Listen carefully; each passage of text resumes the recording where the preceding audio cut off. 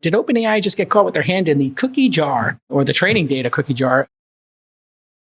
OpenAI's CTO was interviewed by the Wall Street Journal this week. During the interview, you probably saw this if you're on X, it trended. She was asked, what data did OpenAI use to train Sora? If you don't know what Sora is, we talked about it here. It's that incredible, video create, type in a text prompt, get a video back model. And let's watch this clip and then discuss it. What data was used to train Sora?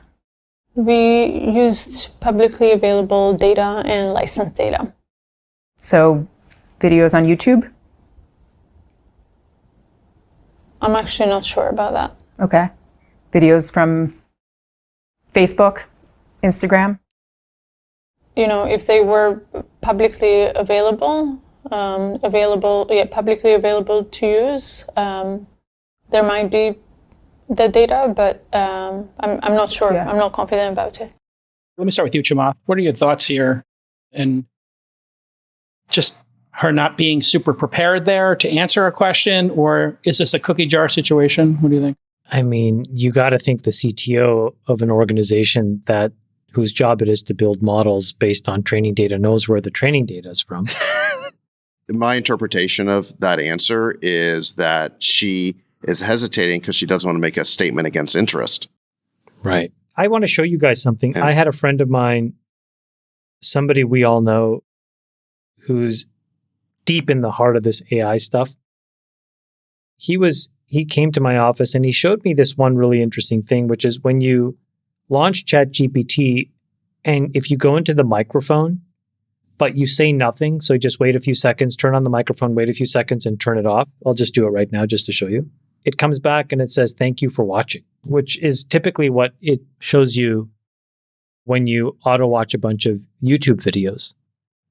Now, why is that interesting? Well, if you say nothing, right, the model has clearly then is guessing that whenever you hear silence, that probabilistically the next best thing to translate that into is thank you for watching, which would mean that the training happened on a bunch of content where thank you for watching was the next obvious thing, so that when there's silence, and the most obvious place where that happens is in YouTube.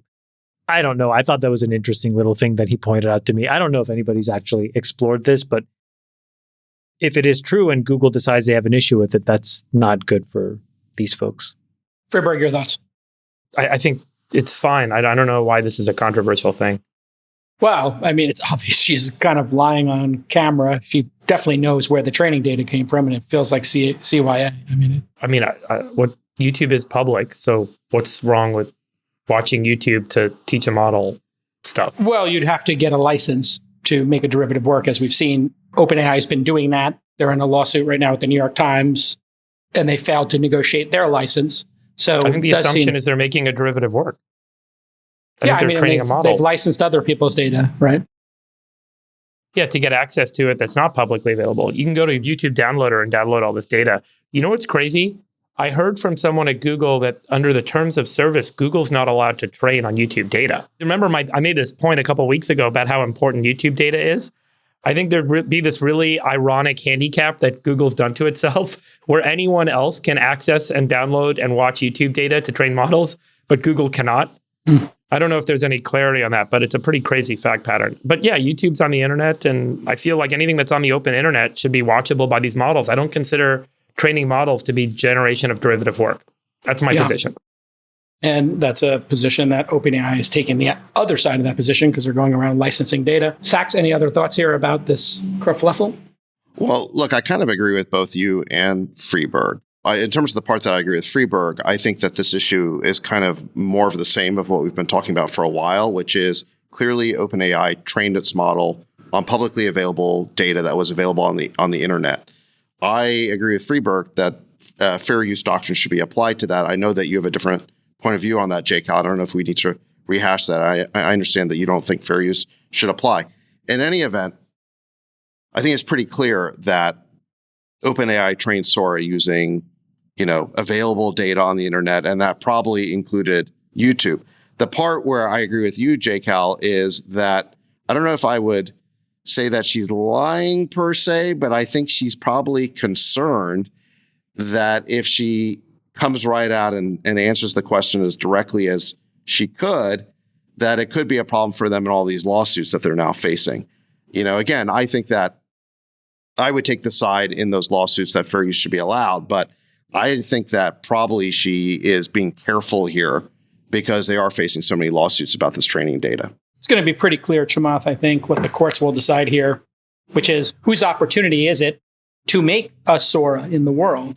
If Disney owns a massive collection of IP and somebody should be able to use that IP to make derivative works, should it be Sora or should it be Disney itself? And so I think the journalists know full well what they're doing. And now the journalists have their hooks into this for a very real reason.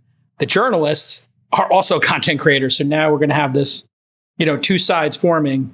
Journalists. I just worry that these folks are not technical enough to make this decision. And, when it goes into a court, how is a judge really going to understand the nuances of this to make a call on this? Or the jury. It's going to be a big education process. Yeah. Yeah. Or the jury. Yeah.